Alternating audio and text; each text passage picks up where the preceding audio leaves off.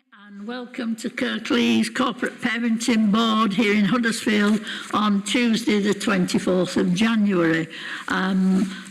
We've quite a range of members of the board here, as well as colleagues from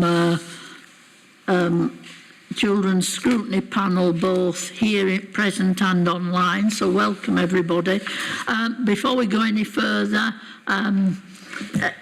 she'll get really sick of this. It's a bit like still saying Happy New Year in June, but can I just say this will be Elaine McShane's last corporate parenting board, and I would like to express our absolute thanks for all the work she's done. So thank you. And it's like one in, one out.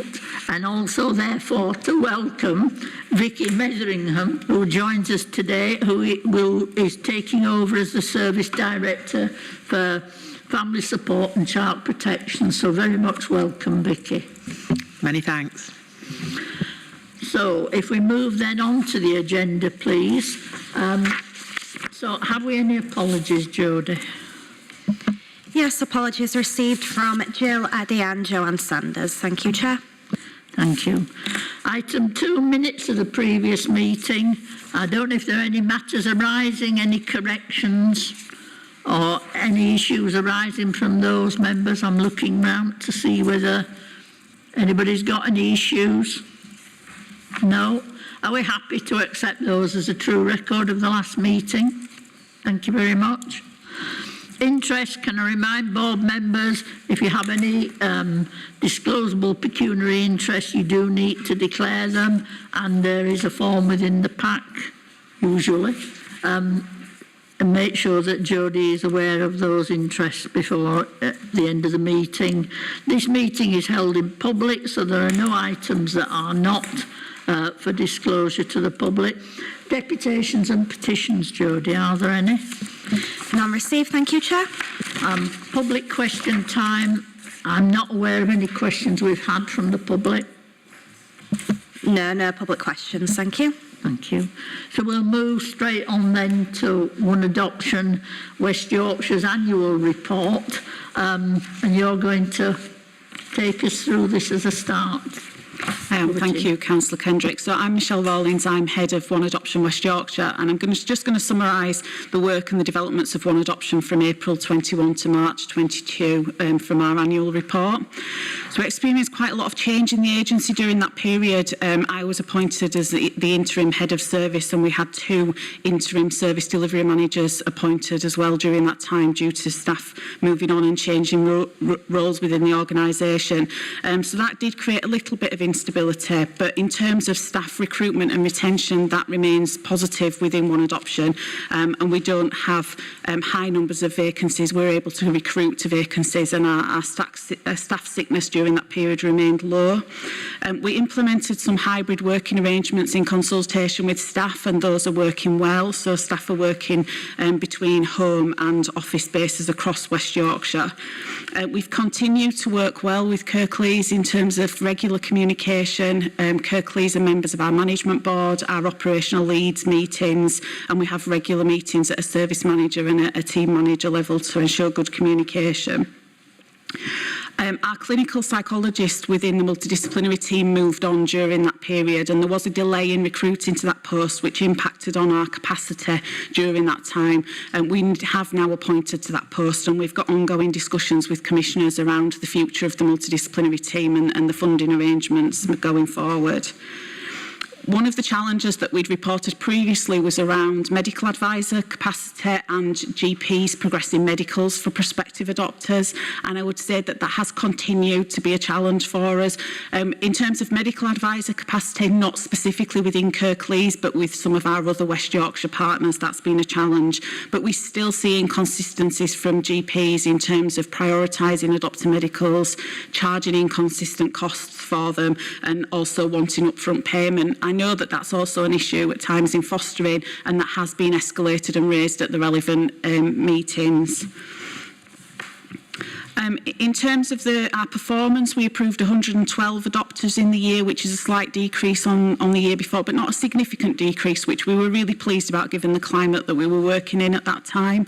Across West Yorkshire, 197 children had an adoption plan and 17 of those were in Kirklees.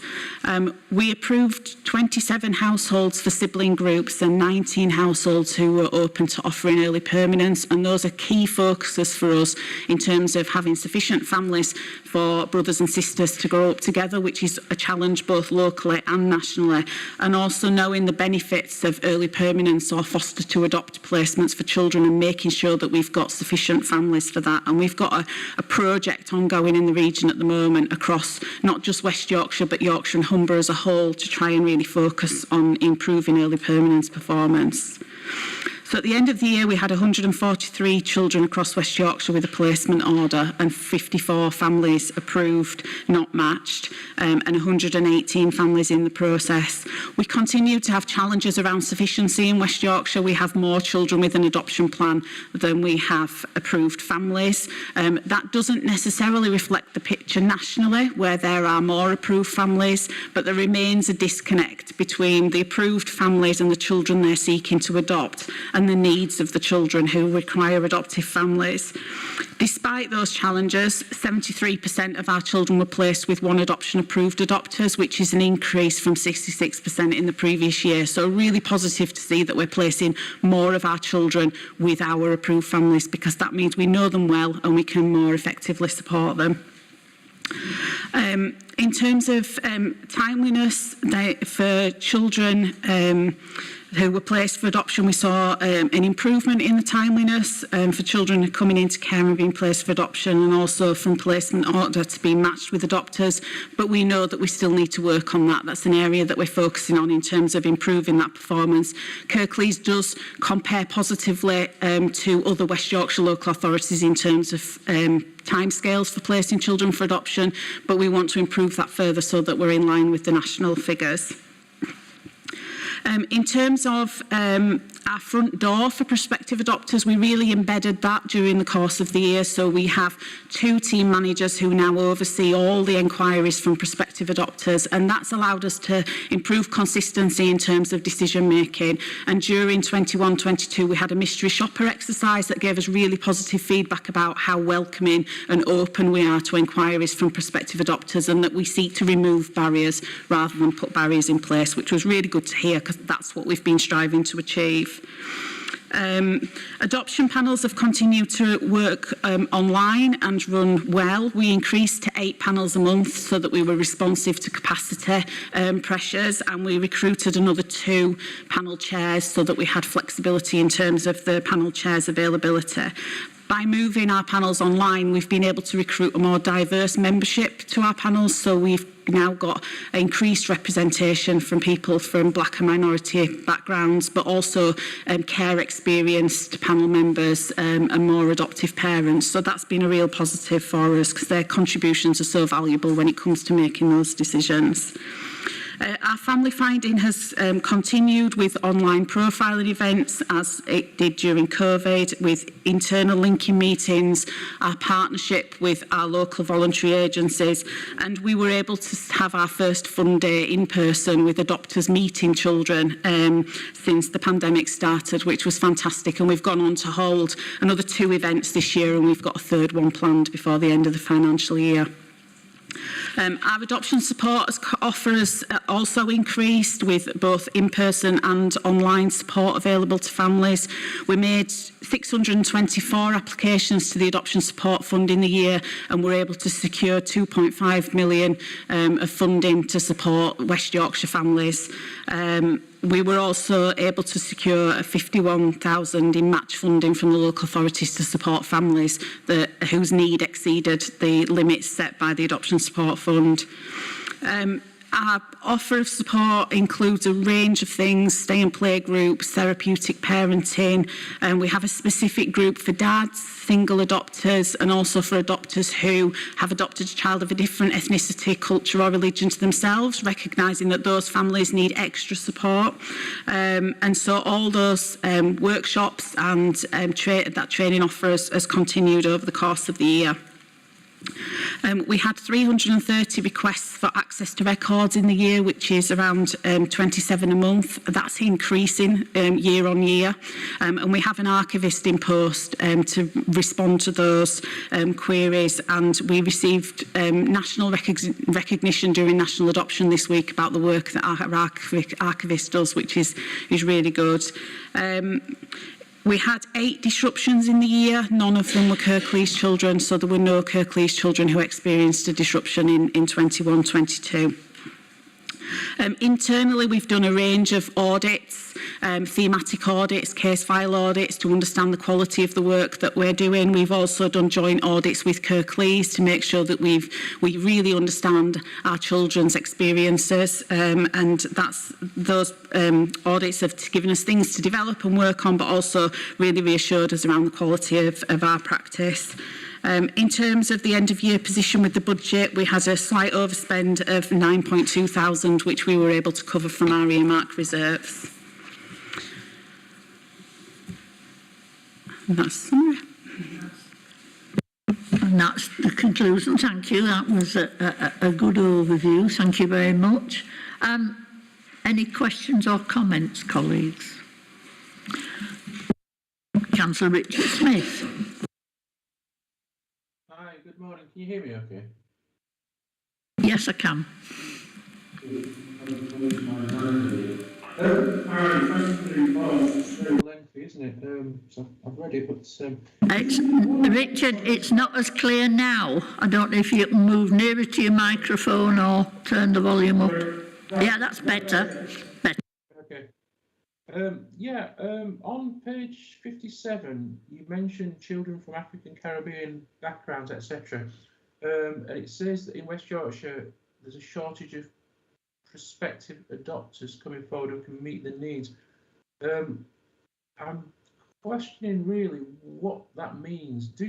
I understand your point about wanting to get more people from diverse backgrounds to adopt. That's not quite the same thing as here. Are you saying that those children have a requirement to be looked after by children of the same background as themselves, or is it a specific need within any adopter to understand? I'm not quite sure what it means. Just a bit of an explanation would be nice, please. Yeah, absolutely. So in terms of, there are national challenges in terms of recruiting adopters from diverse backgrounds, particularly Black African and Black Caribbean backgrounds, and encouraging people to come forward to adopt. And we work with the national strategic team around recruitment of adopters from those backgrounds, and they've done some fantastic work to help and support us in terms of how we can increase numbers. We don't look to place children with adopters who exactly match their background. What we're looking for is adopters who can help that child to understand their background and identity. A sense of identity is key for children who are placed for adoption, and we need adopters who are in a position to promote all aspects of a child's identity, which includes their ethnic background, any religious needs that they might have, as well as all their other needs that come from being looked after children who have experienced trauma and separation from their birth family. So we're looking at people who can meet all the needs of children. In this region, we find that actually children don't necessarily wait longer as a result of their ethnicity, but nationally that is the picture.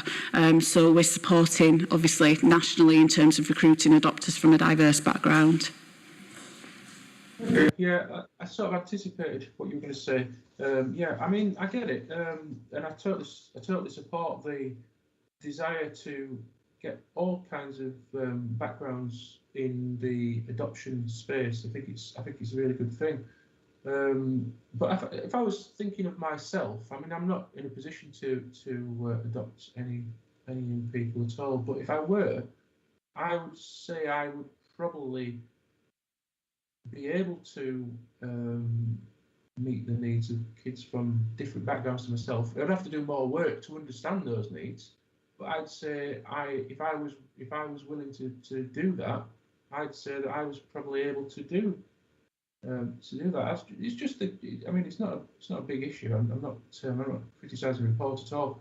But you know, I'd say that you know, personally speaking, if I was in a position to adopt, I would say, you know, any kid from any background, I would be able to offer support to. Anyway, that's just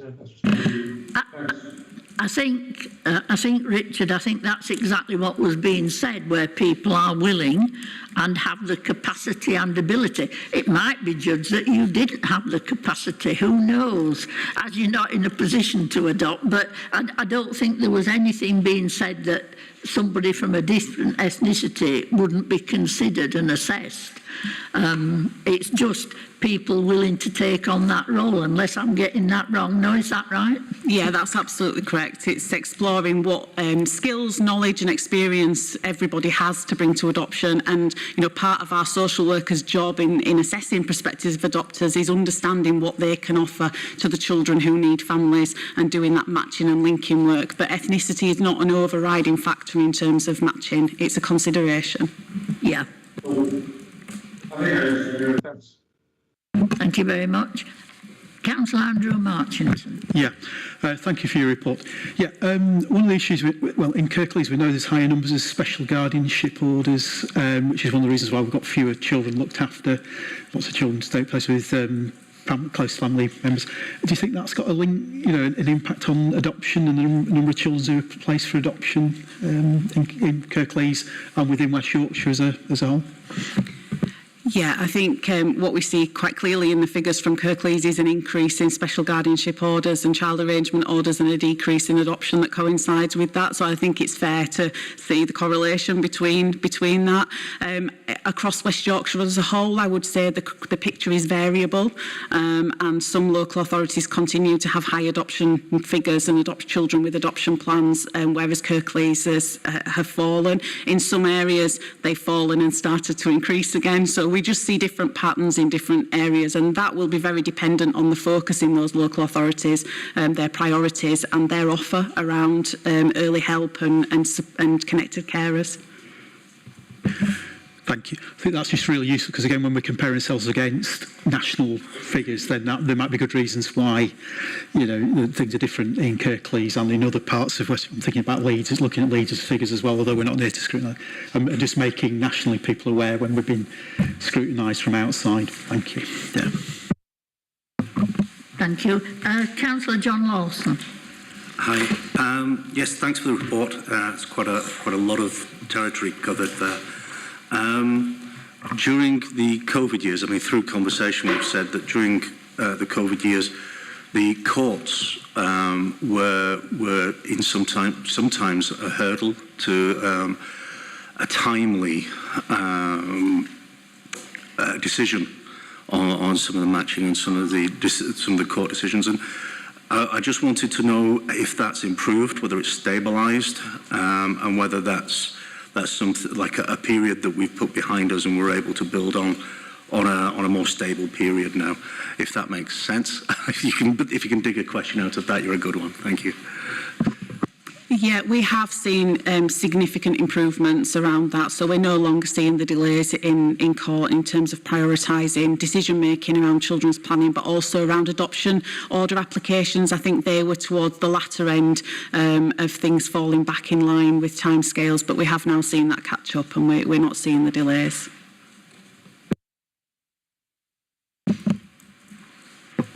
No, that's useful to know. I think it was one of those things in COVID, and we're still feeling it, that we're still feeling the effects, and sometimes it kind of obscured the actual picture of what was happening, and I think we're probably still feeling the effects now, and we will do for some time in terms of just getting to a clear picture of what's going on. No question in that one, that's just comment. Thank you. Thank you for that. Comments all welcome. I suppose I'm looking around, I'm not seeing anybody else, so I'll indulge myself at this point then. I'm really interested if you've got a view or if there's any research or any thought why we've got this disconnect between the number of adopters and the number of children requiring adoption as opposed to other areas in the country and nationally. Yeah, I would love to have the answer to that question. I I think, you know, some of it is about the demographic of the area that impacts on high adoption numbers. When we compare our recruitment performance to other regional agencies nationally and other voluntary agencies, the number of adopters that we recruit is high. We recruit a good number of adopters, and we've sustained that during COVID as well. Whereas, you know, we've seen that some other agencies, their numbers of adopters approved has fallen, ours hasn't, significantly, and so that's been really positive. But you know, it is about the number of children with an adoption plan. And while we've seen in other parts of the country the numbers fall, in West Yorkshire the numbers have stayed consistent, with different local authorities having higher numbers than others. And I think, you know, in part that may be due to what the circumstances in those local authorities during the last couple of years.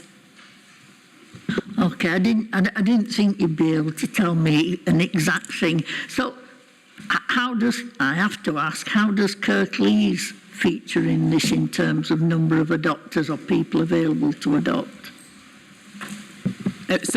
Because we're a regional agency, we tend to look at the recruitment of adopters across West Yorkshire as a whole rather than an individual local authority area. We tend to get more adopters from some areas than others, but as far as we're concerned, all those adopters are our adopters and they're available for matching with Kirklees children who have an adoption plan, so we don't break it down in that way. I stand corrected. I understand exactly. Thank you. Any more questions or comments? No? Can I thank you very much then for a very good report and a really clear overview. Thank you very much. So, colleagues, if we could move on then to, where are we now? Item 8, the Children's Performance Highlight Report, and I think Ophelia Ricks is going to lead this off. Over to you, Ophelia. Good morning, thank you, Councillor Kendrick. Ophelia Ricks, Head of Service for Corporate Parenting. I'm going to focus around children looked after specific data and our care experience, care leaving service. So in regard to the information, what I wanted just to bring your attention to in relation to the focus that we're looking at is around the children looked after visits. You'll see there's been a slight decline in relation to that information, and we continue to maintain oversight and overview in regard to that. Some of that in regards to the visits have been a result of delay in recording. Some of that has resulted in relation to some of the children who are saying, we don't want a visit, but we've got clear oversight. We're not worried in terms of safeguarding. A number of the children where they're living with connected carers, so they want us to afford them family life. So again, we've been working to ensure that they're safe. There's no concerns in relation to that. We have clear connections with the fostering service, who have been and seen the children. The children are also in school, so although there's been a slight decline, I've got that good oversight and I'm clear in relation to the children. Where there's been a delay, it's been a planned delay as well. So, because where we've had social workers who have not been in work, what we've been able to do is look at, sometimes the visits have been a day late, but I'd rather that than having a social worker that they don't know go and visit. So there's some of the factors that have related to some of the visits, but we continue to maintain that oversight. So that's it. So if there's any questions just in terms of the children looked after data, if there's not, and then I'll move on. So, Colleen, you have a question. Yeah, on page 61 it says placement types that are out of area. It says 55 for fostering. I just wondered, is that in-house foster carers or IFAs? Is there a split for that? Could there be a split so we know? I haven't got that information. I just wondered if it was in-house carers or, you know, independent foster associations. or independent Councillor Kendrick, Tom Brailsford, Service Director for Resources Improvement and Partnerships. We can bring the data back. I would make the presumption that they would be IFAs, but we'll bring the information back. Thank you very much. I think it's important for us to look at and know. You want to come back on that, Ophelia?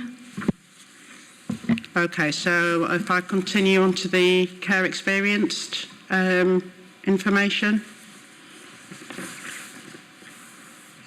What in Yes, terms that's of the fine, thank you. Sorry, just in regard to the split in terms of foster carers.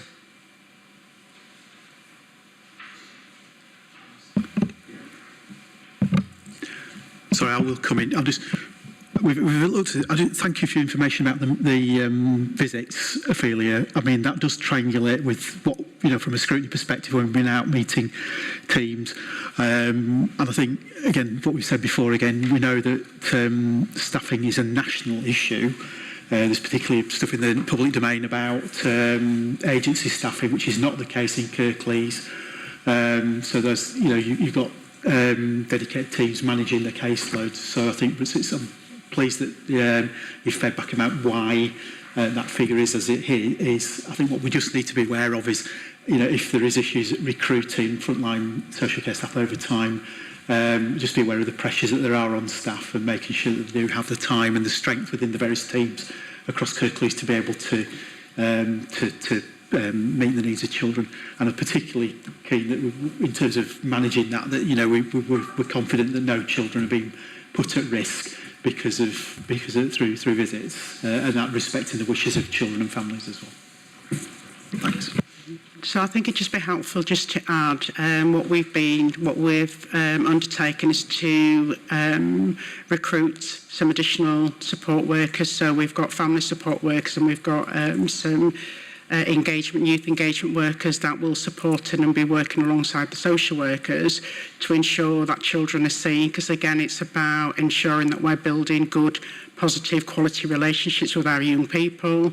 So again, it's not just wholly left to our social workers, it's about having other practitioners who are able to also engage with young people and to ensure that they're afforded a good quality of life, and just looking at in terms of ensuring that they're in education, employment, training. So we're looking, again, wider than just the social worker, is to look at how we can ensure that we've got other practitioners, not just within the service, but more across the Kirklees Council, that we're building those relationships and those networks for our children and young people. So they will be seen in a variety of settings. So it won't just be within the home, it'll be that they'll be seen in school. So we continue to do that and develop that. So we are managing social work vacancies by looking at recruiting other practitioners who bring skills, a wealth of knowledge and experience to support our young people.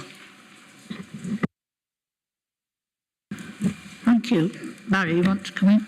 Yes, I just want to know how many carers are empty at the moment, foster carers, because I know of at least 5 that are empty.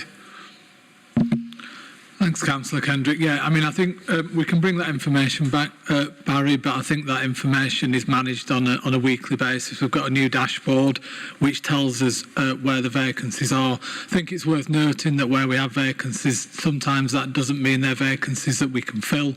They may be for a variety of different reasons, but we can bring some further information back if you would find that useful, Chair.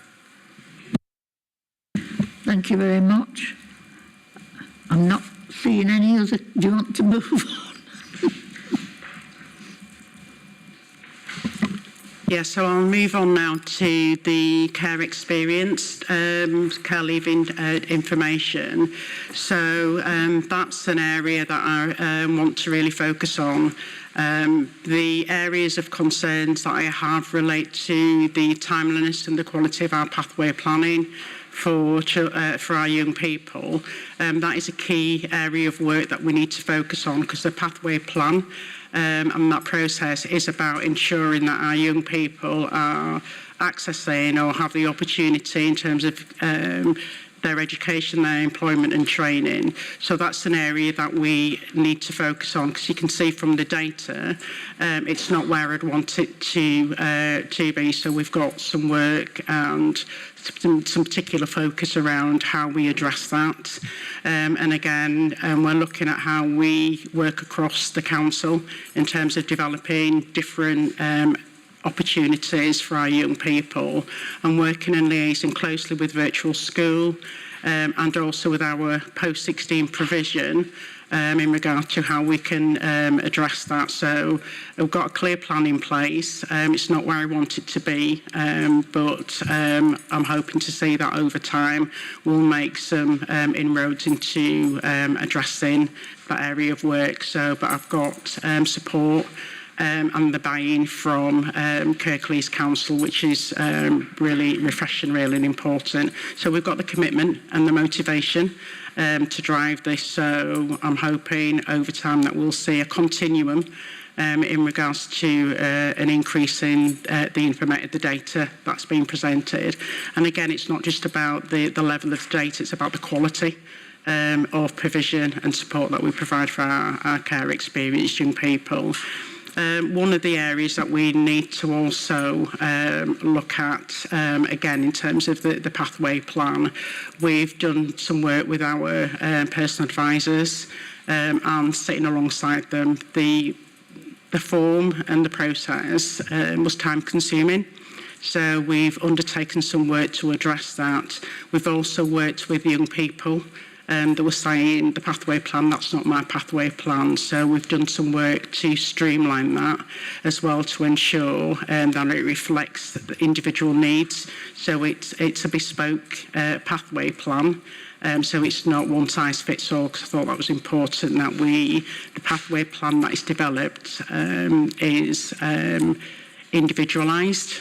So that's the work that we've done to do that.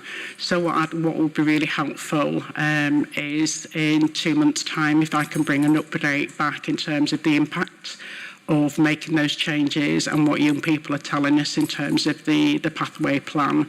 So I think it'd just be helpful, because we need to ensure that it is making a difference in relation to that. So they're the two key areas that we do need to focus on in relation to our care experienced young people, in relation to, and also in terms of relationships, are we maintaining and ensuring that they've got good quality relationships. So that's the key focus over the coming months with our care experienced young people.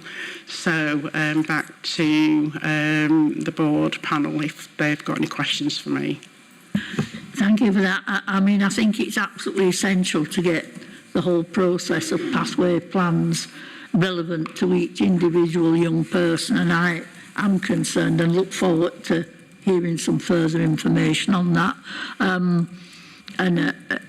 As you know, I'm wanting to look into it a bit further, so I think it's absolutely right. Can I ask, am I right in thinking that you've given some dedicated time to officers to complete pathway plans as such? Because, you know, the admin things can really get in the way of a busy life, but if it isn't recorded properly, then it lacks all value. Yes, we've ensured that all practitioners have a protected time, so we have a dedicated day whereby, because it is important that practitioners have the opportunity then to write up the work that they've done, because again, as I've sat alongside practitioners, they've clearly done the work, they've clearly had the conversations, they've not organised and provided that time to write that up. So what we've done as a service is to ensure, and again we've made sure that they have that time to record and get that on the system, because again that's the bit that tells us how well they're doing, the quality of the pathway planning, how they're engaging with young people. So, and you can see from the data there's been an increase, but it's not where I want it to be. So we'll continue to push on with that to ensure, because I want it in its 90s basically. So that's and with no reasons for that not to happen. It's about the opportunity for our staff to and giving them that time and the importance of actually not just doing the visit, but to record it as well. So that's the message that's being shared with staff, so that we're affording that time, and it's important. Thank you for that. I look forward to an update. I think it's absolutely important we look at this area fairly closely and get it right. Any other questions or comments on this part of the performance report? No? Have you anything further to add, or do we move on to the learning bit? Nothing further to add, Chair. Thank you very much, Ophelia, for that. So can we move on to the virtual school, the education part of this report, please? Yeah, good morning. Thank you very much. Louise Hallis, Head of a Virtual School in Kirklees. So all young people continue to have at least one personal education planning meeting in the term, and all young people new into care had their first education planning meeting within 10 days of coming into care, in line with statutory duties, so we continue at 100% on both of those. Attendance is a key area of focus for us in the virtual school, and attendance has reduced, but there has been a lot of illness in the last month, which has impacted on the attendance overall. However, there are other reasons why attendance is down. However, looking at each individual area, suspensions is one of the key areas that we've been working on, and our actual number of suspensions are down. Number of young people receiving suspensions is reducing each month, which is one of our key areas of work that we're hoping has made a big impact there. Persistent absentees are also down, which is for each young person who is below 90% attendance, are classed as persistent absentees. So the number of young people who had attendance below 90% has reduced, and that's joint working with social care and the virtual school in order to work with those young people and help them back into school. Not in full time is another key area of work which impacts on attendance. This is a group where we see young people coming into the not in full time education, but a number of young people actually moving into full time education, which we're really pleased about, because a number of young people in this last term have moved from not being in full time over a period of time into full-time education. School moves were very low in December, you'll see. However, some of this was planned so that people have a very planned and supported move at the right time for them, in line with the start of a new term in January. So we're likely to see an increase next month with regards to the number of planned school moves in January compared to December. That's my update. Thank you. Thank you very much. Any questions or comments, colleagues? I'm not seeing any.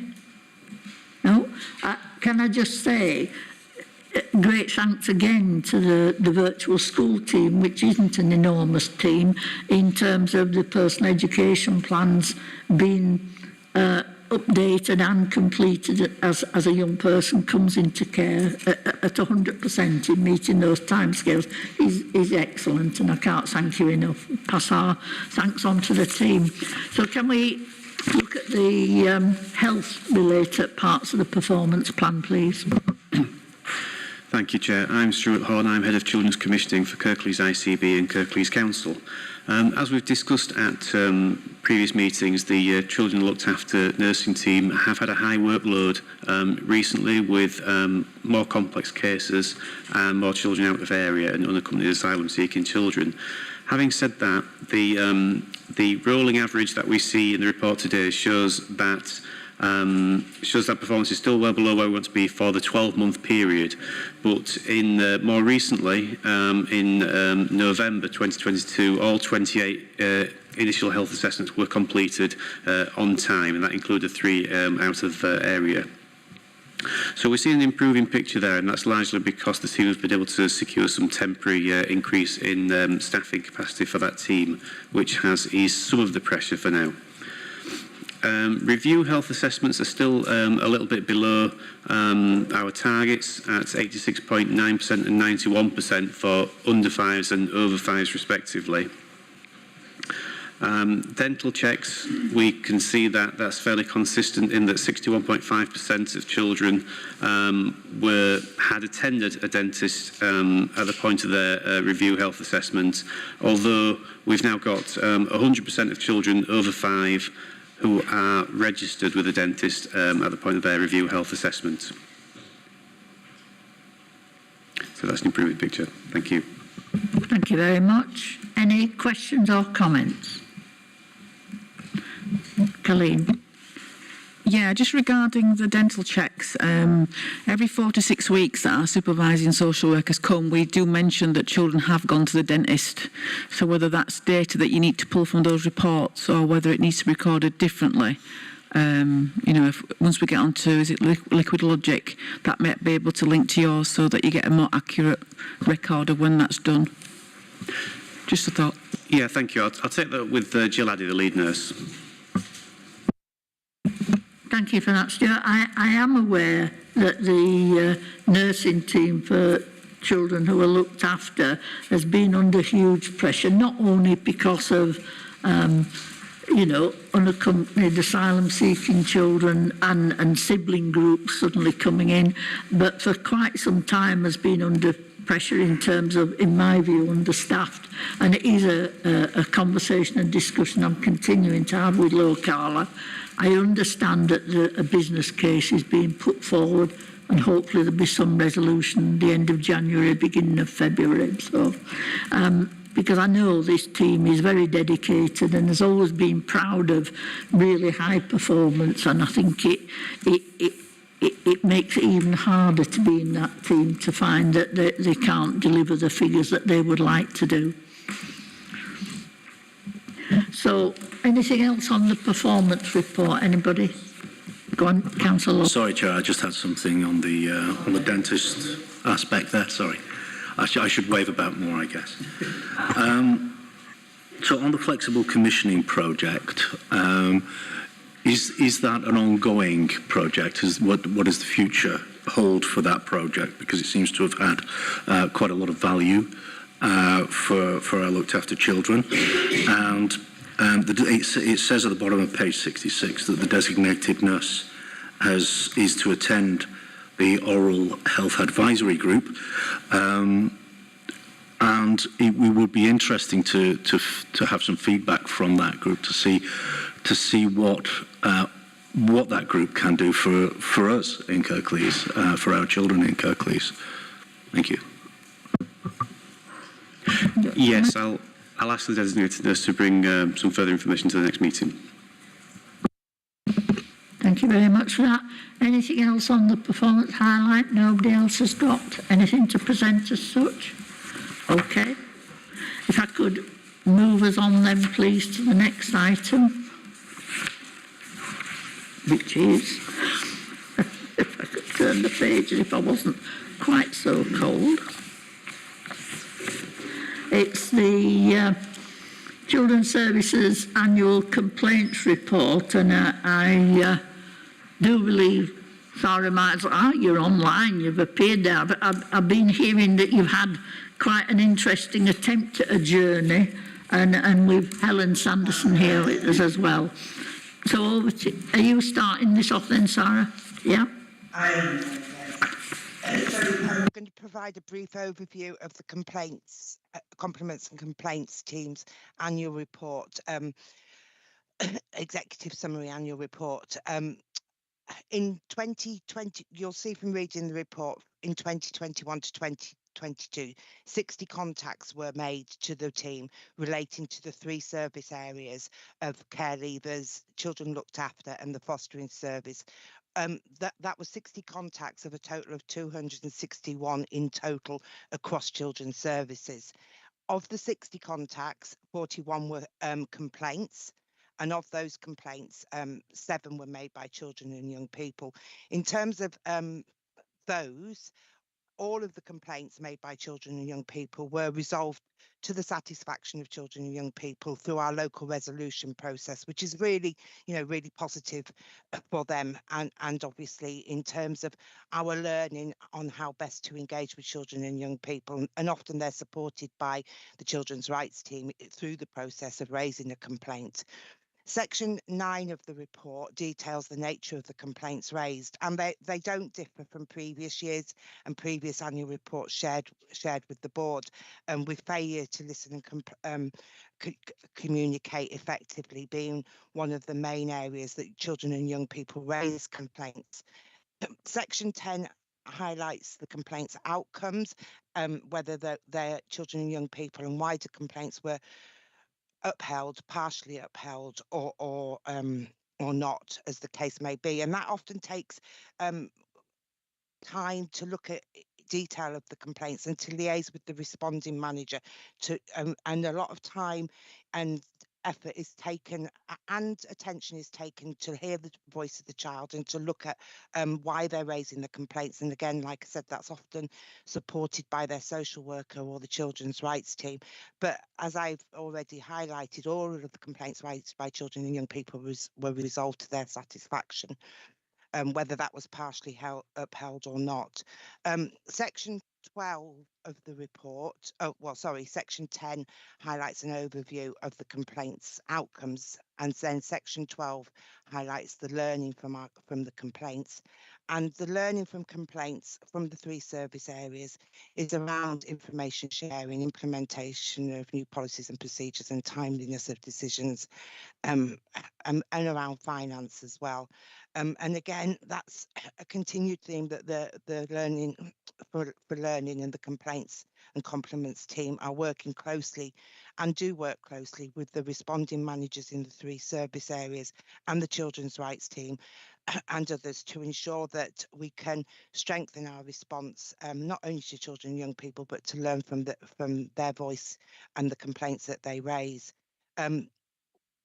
We have an action plan and areas of development for the team going forward that again works with the teams and the service areas to ensure that we can share the value of children raising complaints, and that is done through new starters. That's done with creating training packs. The team is creating training packs, and we're looking at how we record our when children and young people raise a complaint, so that we can take that into wider areas for further learning. Alongside that, the team are looking to hold a practice learning day later this month, and also to present to the quality assurance panel, children's services quality assurance panel, again to further strengthen the learning across the service areas around the issues that children and young people complain about. That's a quick brief overview of the report. I don't know if there's any questions regarding that. Either Helen and I could hopefully answer any raised. Looking round, Councillor John Lawson. It's just something that occurred to me reading the report was, are there any themes coming through the complaints process where you're finding hurdles to complaints from looked after children that may be thematic, that may be something that whether it's in points of explanation of their rights, which would be the children's rights teams, or anything like that, anything significant that's coming through as an area of concern? I don't know how I want to respond. I'll respond. Sorry, Ben, did you want to respond to that? Yeah, I can respond to that. So one of the key things with the complaints from children and people is about managing their expectations of the complaints process, because they're already coming to us in a frustrated situation. And there are barriers and there are restrictions as to what can be achieved through our process. We strive to achieve the resolution for them, but there are areas where that cannot be achieved for practical reasons. An example we had was a young person who wanted her ears to be pierced at the age of 12. She came to ourselves to voice her dissatisfaction at not being allowed, but unfortunately that was legally the situation. So what we have done is a lot of joined up working with the children's rights team about managing those expectations right at the beginning. So we're all on a level playing field as to where we're going with this. What can we achieve for this young person? We don't want to lead to any more frustration through our process. So yeah, there are some barriers, but we are creating a very fluid relationship between ourselves and the children's rights team, and that in turn is being relayed back to the young people. so they know we are there to hear their voice. We encourage their voice coming to us, but they understand that in certain situations we may not be able to achieve that outcome they're seeking, but we will do our utmost to strive to get it for them. Thank you for that. Anyone else? I mean, I'm really pleased to hear there's going to be a practice learning day that will include this, because I do think it's okay doing this, what we've learnt for it on a form and talking about it, but I think practice learning day is helpful. And you've mentioned there very much the children's voice. Can I just say as an aside, and it's not a particular agenda item, we've tried really hard to have children's voice at this board and really failed, really. We had two young people who were very willing, care experienced young people who were very willing to come along, but our board meetings don't happen at a time that they can attend. They're busy learning or working and what have you, and that makes it really difficult. And I do think, is it children's rights? I may be wrong. We're going away to look at ways in which we can better hear children's voice at this board, and I think we really need to keep that in sight, because I am concerned that it's a missing ingredient to this. I see you putting your finger up there to me, Ophelia. Do you want to? Yeah, we've got a specific work plan to look at that. So I've got some lead officers within my service who is meeting with the Children in Care and the Care Leaver forum in conjunction and collaboration with the children's rights to identify how do young people want us to present their views. Do they want to be in attendance? Do they want that through a video? So we are doing that work. Do they want to look at, again, they've been involved in providing the graphics for the corporate parenting strategy, so we are engaging with them. We are looking at different events throughout the year, so again, it's thinking about how can we get their voices. We're working in collaboration with some of the organisations, so again we're looking at through identity, through conversation, so there's different ways that we'll be able to present the young people's voices and their views. What I don't want to do is do it in terms of piecemeal and as a tokenistic. It's got to be right, and it's got to be at the right time for the young people, and I'd want them then to come, once they've identified what that looks like, to come and present to us in terms of that. So again, we'll need to find a day and a time that's convenient for the young people then to tell us what they need from us and how they want to hear, on times in terms of that response, and that will link into some of the complaints, some of the compliments, because sometimes I think we set unrealistic expectations, and I think we need to be clear about what can be done, what can be achieved, and again, it's those conversations that need to take place. So that we need to come back with a plan that sets out what that looks like, and I think we need to do that incrementally as well. So it's not going to happen today, but I think we can have some incremental plans that we can develop and evolve. I think we need to think about a takeover week. There's different things that we can do in terms of engaging our young people, but I want to go at their pace. And then for them to present how they want us to move this forward. Because again, we've got to do it where it feels as though it's in collaboration and that they're part of the planning and decision making about what needs to happen. Thank you for that, Ophelia. I do take your point about the pace, but I am aware that this has been a key missing ingredient from the board for quite a long time now. And I think the board will be very flexible about altering times, places, roles in order to accommodate that as soon as something's available. So I welcome that. I've been very remiss, and Councillor Elizabeth Reynolds has been patiently waiting online at home, who wants to, I think, ask something in relation to the complaints and compliments procedure. Elizabeth. Actually, you almost said it all for me, Viv, when you said about the further work on finding the children's voice, and I think that importance is what I wanted to stress. What I was interested in what was just said, the work being done by the social work team, and I think that a report from that would be really, really good. To see if we can share good practice across all of children's services. Really, I think the fact that you've said in the complaints report that actually the children's voice was listened to and it was responded, but then it's still in an area for development is a really positive thing for me. That we're going for excellence here, because that really is what is necessary. So thank you for that, and I think yeah, it'd be really interesting to see what comes out of that that work with the social work team. Thank you for that. I'm looking round and I'm not seeing any other indications on this. So if I could thank Sarah, who's, I hope you're not too traumatised by your attempts to journey here, and Helen for your attendance, and thank you for that report. Thank you. So if we could move on to item 10, please, the virtual school governing body update. It's a verbal update, and I don't know whether it's Councillor Carol Pattison who's going to do this, and hopefully supported by Louise. Over to you, Carol.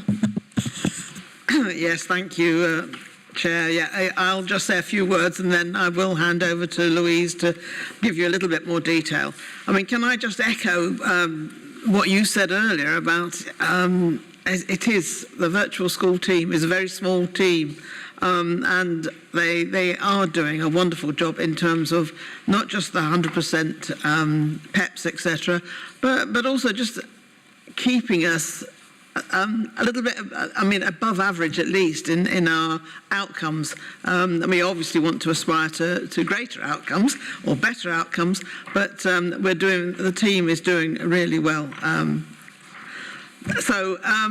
I mean, and this new year has brought a new impetus to the virtual school team.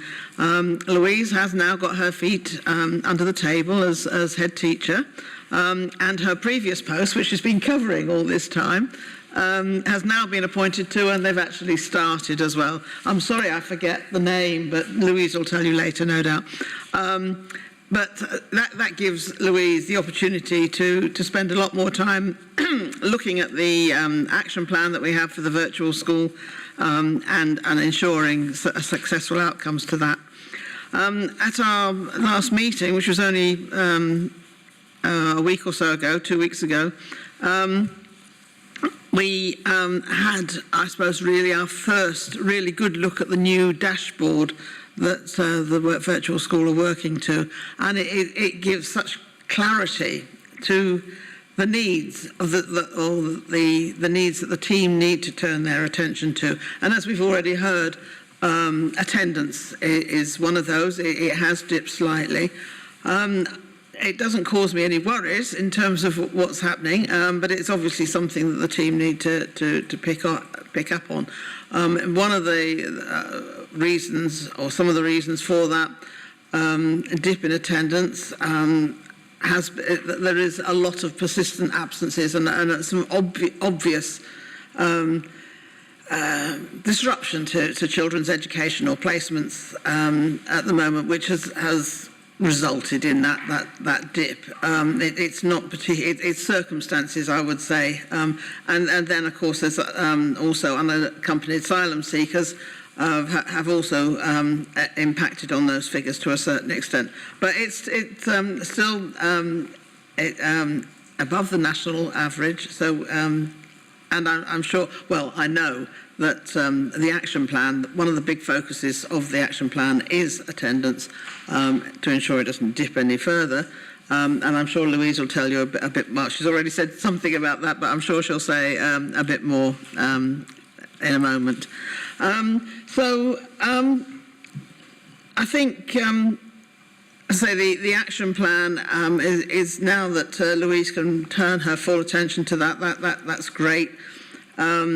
And the other thing that we've also been heard about recently is the post-16 Premium Plus, Pupil Premium Plus pilot, which was, we've had a successful second round funding bid for that.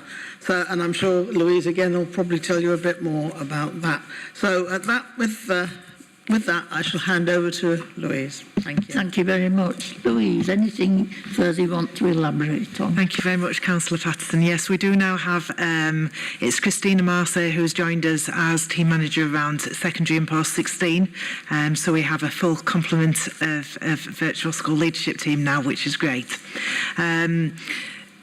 We did share the new key performance indicators, how we monitor performance as a virtual school each month, and that's been a really positive new way of sharing with governors so that they're able to challenge much more around different areas of performance in the virtual school. The action plan is one of my key pieces of work in order to improve the education for those children in care, and particularly one of the pieces of work that has been celebrated by the governing body was the joint working together with social care and the strong working relationship that we've got in order to move forward the education for children in care, and how we're very much working together on that. It's a joint piece of work that we work very closely together on, and you know that's been a real success in how we move forward for children and young people in care. We do have attendance as one of our key areas with regards to the number of unauthorised absences, the number of young people who are persistent absence, trying to increase the overall percentage of attendance for all young people and reducing the number of young people who are not in full-time education. And so there are key areas underneath the attendance criteria that Councillor Patterson mentioned there. Another area that we did discuss was the finance and new commissions, and as Councillor Patterson said, we do have the post-16 pilot. Pupil premium pilot. It's a very big mouthful because it's all P's, but that's commenced this year. So we do have quite a lot of extra work going in for our post-16, which will hopefully see some real dividends in the 19 to 21 NEET statistics as well in the future. But we've embedded a programme with Kirklees College around English and maths for those young people who haven't achieved English and maths at that grade 4, and this is a new piece of work. We've done it before where we've had extra tutoring for those young people around English and maths, but actually what we're doing is doing it from a different angle this year, so actually looking at life skills for young people and actual practical skills for them to build their knowledge and skills for utilising maths and English in their life to help the preparation for life. And so they're doing a lot more practical work, which at the end of each session they're going to be then relating back to, you have now just done percentages or fractions, but in a practical way, so that then they could look at an exam question at the end of it and see that they could do it themselves when they've done it in that practical way, but really to help the young people with their life skills as well and the life chances, which I think is a really fresh way of looking at it, and we're really hopeful that that pays some dividends.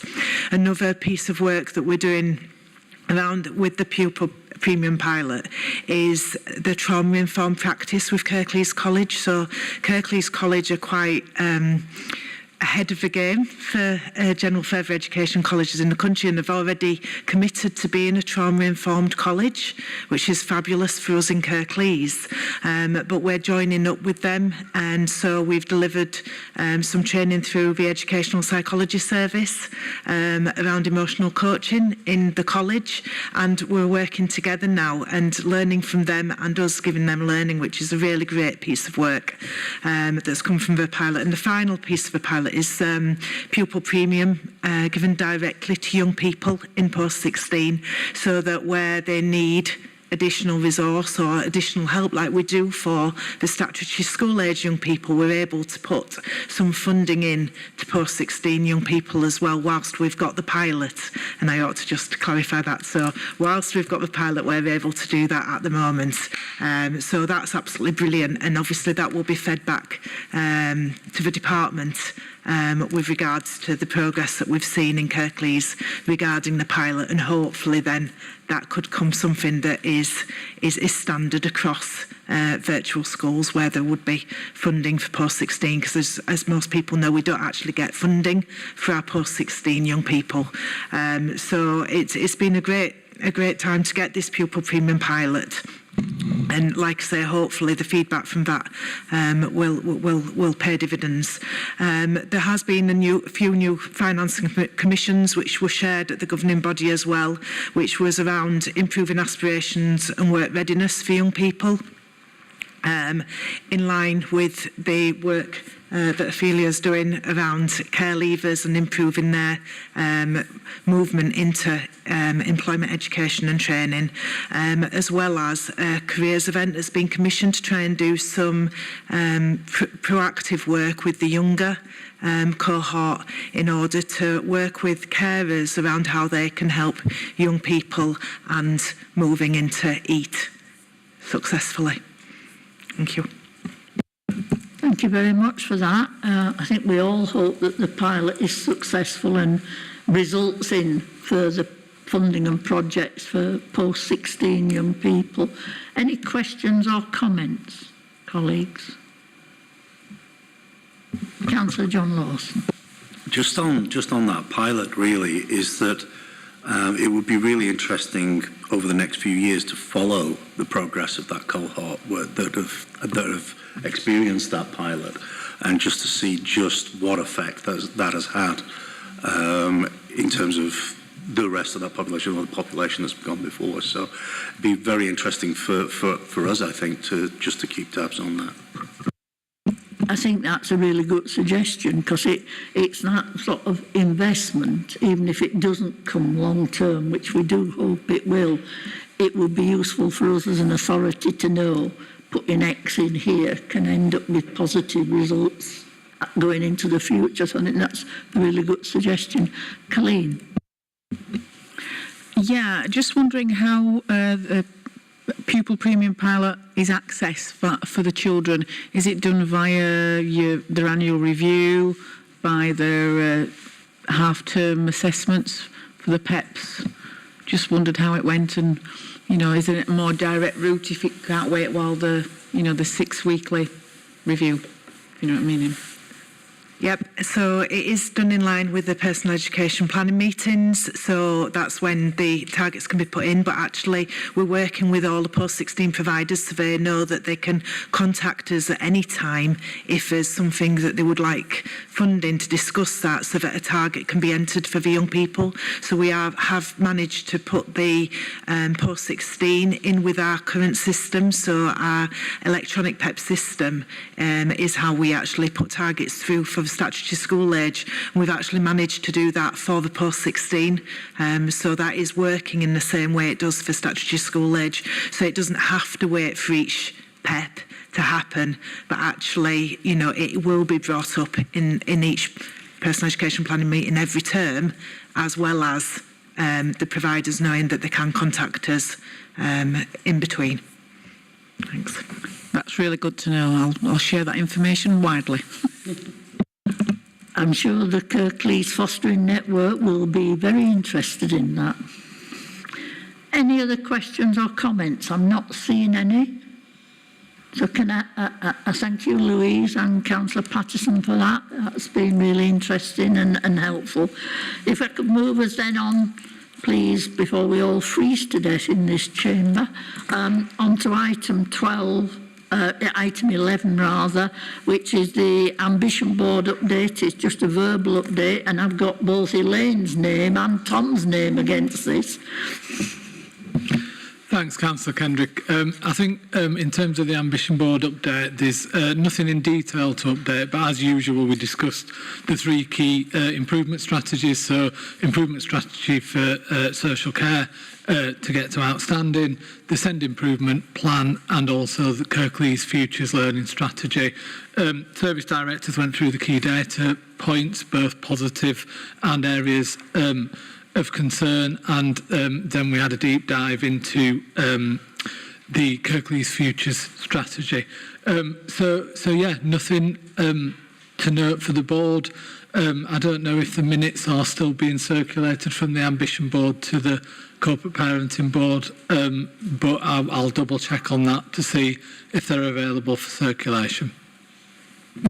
Thank you for that. I'm not sure that the minutes are circulated to board members from the Ambition Board. No? If we could follow that up, I think that would be quite important, please. So I'm not seeing any questions or comments on that, so thank you for that. We could move to item 12, updates from board members on interactions with services. Any board members, anything to report? I've got a list a mile long. I'll start going through that. It may jog somebody's memory. So we last met late November, middle November, 15th I think it was. So on the 17th of November, and I'm sure some colleagues were there, I went to the Children's Emotional Wellbeing Partnership event, which was at the centre by the station. Brian Jackson Centre, thank you. And on the 18th of November, I had the deep joy of going to the Foster Carers Celebration event, yet again, and it was enjoyable to see everybody there. On the 25th of November, I did an online conference entitled A Up Dad, and it was about fathers who were either separated from their birth children or how they contacted or were bringing up children on their own as such. It was really interesting. The 1st of December, I went to the Kirklees Families Together meeting over in Birstall as such. 2nd of December, I went to the Rainbow Baby Bank and talked to them about, besides the great work they do in recycling and providing new guts to parents who are struggling, their development of a hub on their site where they are inviting organisations who are relevant to young parents in and other advice services, and it's a drop-in centre for parents. It's only very small, but it's perfectly formed, and they're very enthusiastic about taking that forward. For a charitable voluntary group, they're doing great things for us. On the 12th of December, I was at the Ambition Board. The 13th of December, I chaired the Yorkshire Humber Lead Member Network. The 14th of December, I chaired the Yorkshire Humber Children's Improvement Board. The 20th of December, I went to the Kinship Carers Christmas event with about 70 children. The noise, my ears were ringing for days after, but it was a very good event. The 6th of January, I met with Locala to discuss the children's nursing team, and I'm continuing to pursue that. The 9th of January, I had the delight of going to the SOAG meeting, and Councillor Pattison, well, I can never remember what it stands for. Organisation Advisory Group, where we looked in enormous detail about some potential changes to some schools in the area.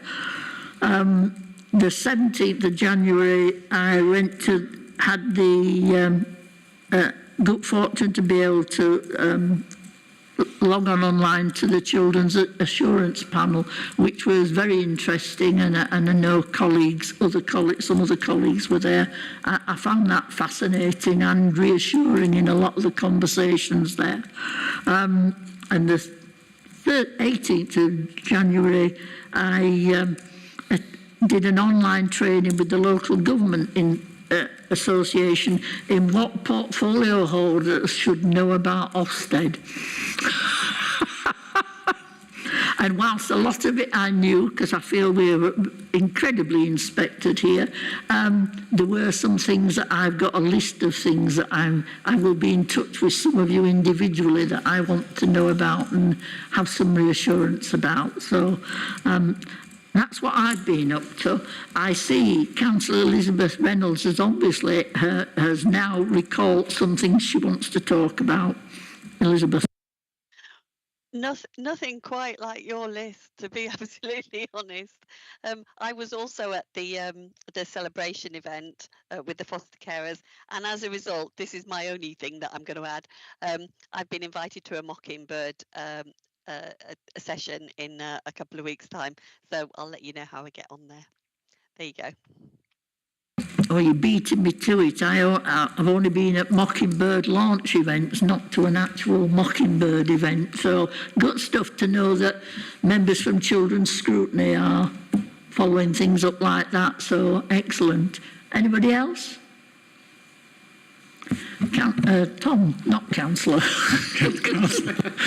Sorry, Councillor. Yeah, just to say, I went out. It's not an extensive list like yours, but I went out to see our independent visitors last month and had quite a long session with them, and they did a presentation particularly around how they develop relationships with their young people, and I think it might be useful at some point for the board to see that, to actually buy the independent visitors, not the people. Not that there's anything wrong with the people who are managing, but I just found it quite powerful meeting with them myself and seeing their kind of point of view, and also they're really keen in terms of profile and recruitment. So I just wondered if the board would consider a proposal that they come and do that presentation here. I think we would welcome that. We would also always be interested where it isn't feasible for, teams or to come and do a presentation to actually go as board members. We would welcome invitations. I have to say, before COVID arrived, I went out and visited lots of teams and services across children's services, and my diary is currently being ramped up for me to start doing that a lot more. So I will bore you to death with future lists, but I mean, particularly if board members have a particular service or team that they would be interested in seeing, I mean, please get in touch and we'll see what we can arrange. All right? Colleen, yes. Yeah, I think we were supposed to go, is it with the PAs and Children's Social Workers team meeting? We were invited, weren't we? But I don't think we ever got there. Is there plans for it to be re-invited for that? Yeah, it's still in sight, Colleen. There's been some changes and reorganisation, but it will be popping into our diaries, worry not. Right, lovely. I have to say, every time I go to any social event with the connected carers or foster carers, I end up with casework. Not my walk casework, extra casework. So, if I start refusing to come to your events, you'll know why. Yeah, you'll might have a bit more on Friday afternoon. I know. So if we could just have a look at the agenda plan, if there's anything that jumps out on that, or we feel, I mean, we've talked about several things that we want to be included in the agenda plan. The children's voice thing, I think, for me, has some urgency, not wanting to overlook busy people already, but I really feel that needs to be happening. And it isn't just about children and young people who are looked after, it is about our care experienced young people's voices as well, how we accommodate that. The intention is for the next meeting of the board for it to be on a different day and a different time. And the proposal is Thursday, March 16th at 2 p.m. If that is going to be incredibly difficult for officers or board members, if people could feedback to Jodie, please, before we make a final decision, because it hasn't been published as yet. But other than that, unless anybody, I'm not looking round to see anybody else's hand raised. Can I thank you all very, very much for your attendance and sticking it out in fairly cold, a cold environment, and thank all those who've given us presentations and information at today's board. So thank you very much.